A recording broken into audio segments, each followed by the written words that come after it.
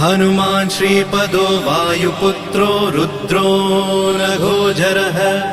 अमृत्यवीरवीरश्च ग्रामवासो जनाश्रयः धनदो निर्गुणः शूरो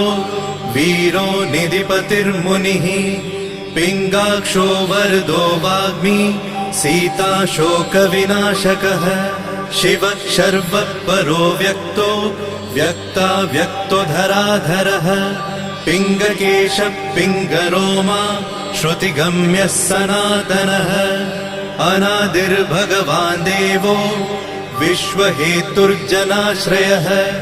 आरोग्यकर्ता विश्वेशो विश्वनाथो हरीश्वरः भर्गो रामो रामभक्तः कल्याणप्रकृतिस्थिरः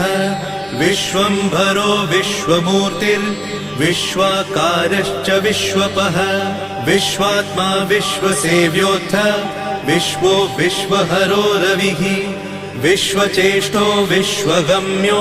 विश्वध्येयः कलाधरः प्लवङ्गमः कपिश्रेष्ठो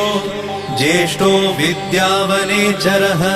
बालो वृद्धो युवा तत्त्वगम्यः सुखो यजः अञ्जनासूनुरव्यक्तो